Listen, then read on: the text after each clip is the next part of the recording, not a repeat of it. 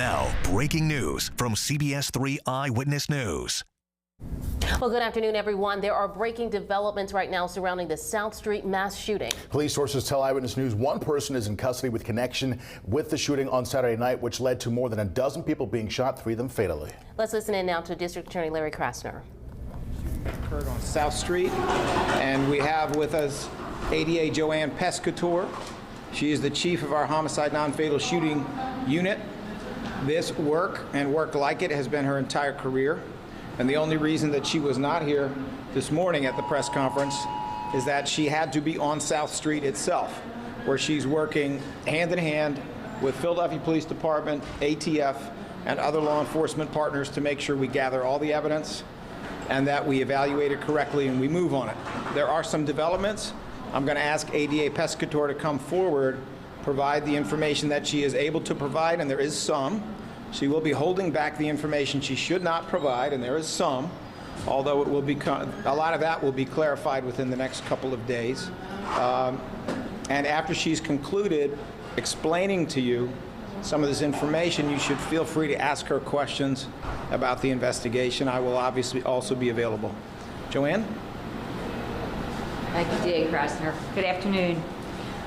The District Attorney's Office has approved warrants for 2 individuals with regard to the incident that took place on South Street this Saturday night. One of those individuals is currently in custody. The other individual is not. I will only give you the name of the individual who is currently in custody. The other I will not. The individual who is currently in custody, his name is Quran, Q-U-R-A-N, Garner, G-A-R-N-E-R. He's charged with multiple offenses, including aggravated assault, 2 counts, and aggravated assault on law enforcement officers, 2 counts as well. There is another individual who an arrest warrant has been issued for. I will not reveal his name at this particular time. I was on South Street today, and it is approximately a 2-block scene. It starts at one end of South Street and works its way down to South and American Street. I was with the homicide detectives who have worked tirelessly since Saturday night, since this job came in, along with ATF and other law enforcement agencies trying to figure out what exactly happened here. There is numerous video, as you can imagine. There are numerous cameras on that 2-block radius. Various videos have been pulled. There are no murder charges at this particular time. That investigation is still ongoing. When I tell you they are culling video and going through it as we speak, there is still video coming in. The neighborhood has been quite cooperative. When we were out there, people were coming up to give us information and to tell us whatever they knew. And I'm going to ask if anyone has any information, please call the homicide unit, 215-686-3334. The assigned detective is Matthew Farley. You can talk to him or anybody else that is working, and they will take your information. What do you believe Garner did? Karan Garner is on video shooting back toward the area where the initial confrontation takes place between Gregory Jackson and Micah Towns, who is a victim in this particular case. Karan Jackson, it's our belief, was a friend or was with Micah Towns when this initial altercation starts. After the initial altercation, guns are drawn by Gregory Jackson and Micah Towns. Gregory Jackson shoots at Micah Towns first. Micah Towns returns fire, shooting and killing Gregory Jackson.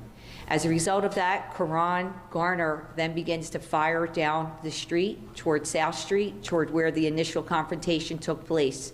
It is at that point that Philadelphia police begin to shoot after Karan Garner pulls a gun, has the gun out and looks in their direction. They shoot at him, shooting his hand. He's currently at Thomas Jefferson University Hospital undergoing surgery for a result of injuries sustained when the police shot back at him. He's the dude with the hat. Garner's the one wearing the hat in that video. Has he got a hat on, smallish? And how old? How old? I don't have his age. I don't know that he has a hat on. The video I saw, he's wearing what I would describe as a balaclava. It covers his entire head. One could possibly wear it as a COVID mask and a gray hoodie. What are the charges in the other warrant? The gun that he used? What can you tell us about the gun he used? The gun that he used was left at the scene. It is a ghost gun, and it did have an extended magazine. The other charges in the other warrant, what are those charges? The other charges are going to be attempted murder, aggravated assault, simple assault, recklessly endangering another person, conspiracy, violation of the Uniforms Firearms Act, possession of an instrument of crime, tampering with evidence, and obstruction of justice.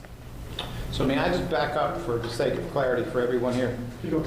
Now, ADA Pescator, if you're not comfortable answering this, just tell me, because you are the keeper of the investigation.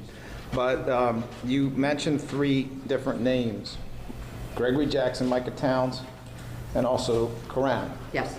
Can you explain for the journalists who are gathered here what role each of these people played in the initial encounter, if any, and what is their condition now?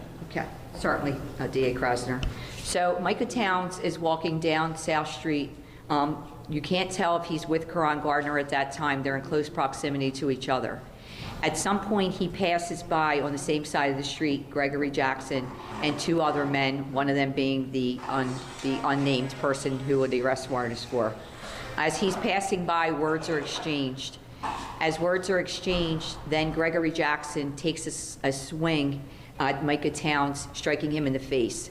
It's at that point that the other male, who we have an arrest warrant for, begins in the melee at that point.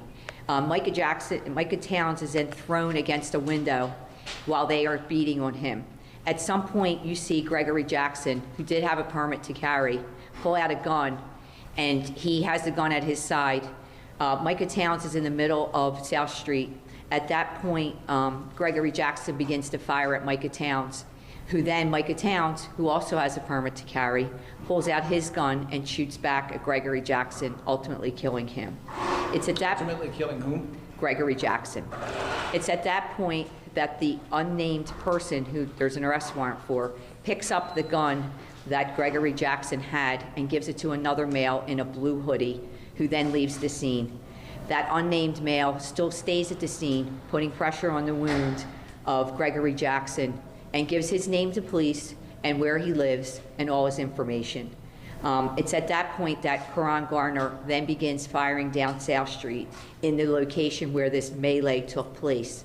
And then after he stops shooting, the police, when he turns his gun toward them, fire at him.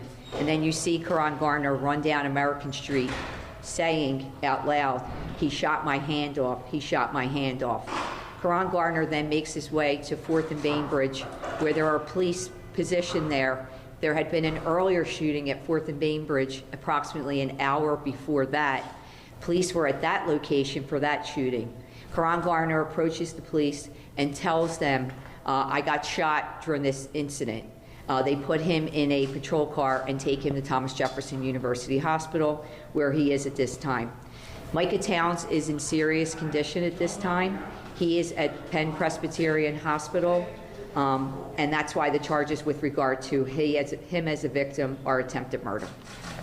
Do you believe Mr. Gardner was shooting at the direction of Mr. Jackson in order to defend Mr. Towns? That is the belief, except that Mr. Jackson was already down, and that particular incident was clearly over probably 20 to 30 seconds when Karan Gardner then begins to fire down that street.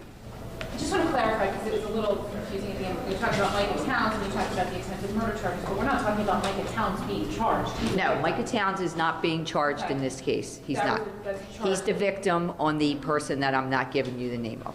Towns wearing black.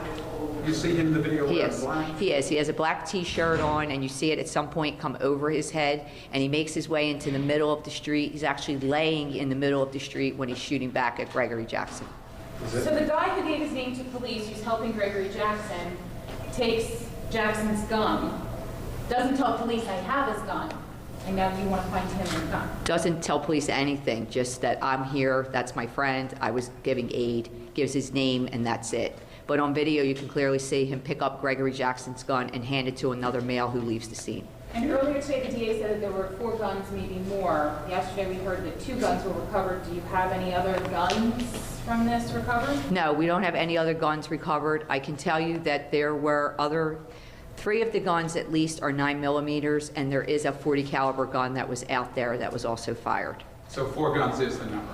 4 guns at least. At least. Do you know what they were beefing about? What's the original problem here? I do not know. All I can tell you was apparently Micah Towns was a boxer, and this unnamed person with the arrest warrant was also a boxer. I don't know if they had some sort of relationship prior to that. You just see them pass each other on the sidewalk, words are exchanged, and then everything breaks out from there. Is Jackson not a boxer? Isn't Greg Jackson a boxer? I don't know.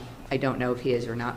Shortly after all of this, then there's a homicide in the 500 block of South Broad. At this point, any connection to... No, we were talking about that, and we don't think that it's related. Of course, they will check the ballistics to see if there's anything else they can gather from that. Well, you've been listening to Philadelphia District Attorney Larry Krasner updating us on the mass shooting on South Street on Saturday night. A lot to uncover there. A lot to unpack here. We know that they have warrants for 2 people at this point. One person is in custody, the other is not, and they're not revealing that man's name. However, we do know the name of the person in custody, Karan Garner. He's charged with aggravated assault, as well as a number of other charges in relation to this mass shooting. Apparently, the ADA, the Assistant District Attorney, is saying that he was on video shooting into the crowd, firing down South Street. Again, all of this precipitated by some kind of an altercation, some kind of a gunfight between 2 men early on. Yeah, and passing each other on South Street, an exchange of words which began the gunfight.